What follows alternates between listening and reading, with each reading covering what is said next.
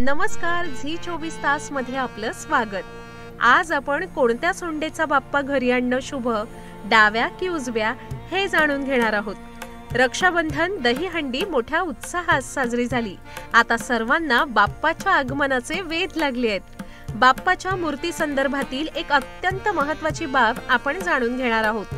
27 August 2025 रोजी भाद्रपद महिन्याच्या शुक्ल पक्ष चतुर्थीला गणेशोत्सव सुरू होणार आहे।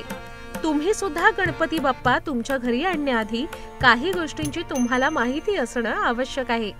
कोणत्या प्रकारची मूर्ती घरी आणावी, त्यामागे काय आख्यायिका आहे हे तुम्हाला माहीत असणं गरजेचं आहे।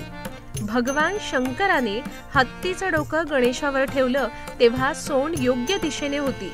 या आसनात त्यांनी लक्ष्मीला नमस्कार केला असं पुराणात सांगितलंय। डाव्या बाजूला सोंड असलेली मूर्ती शुभ मानली जाते आणि ती घरी आणल्याने भक्तांची सर्व दुःख दूर होतात अशी मान्यता आहे। उजव्या बाजूला सोंड असलेली गणेश मूर्ती घरी आणू नये, अशा मूर्तीची प्रतिष्ठापना घरात करू नये असं सांगितलं जातं।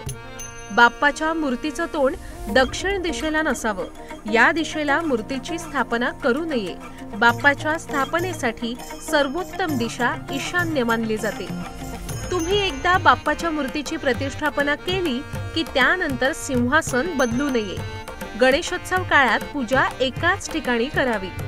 बाप्पाच्या स्थापनेनंतर त्याच्यासोबत नेहमी कोणीतरी असायला हवं।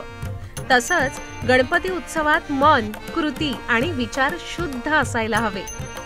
ही माहिती तुम्हाला कशी वाटली हे कमेंट बॉक्स मध्ये आम्हाला नक्की कळवा आणि पाहत रहा झी 24 तास।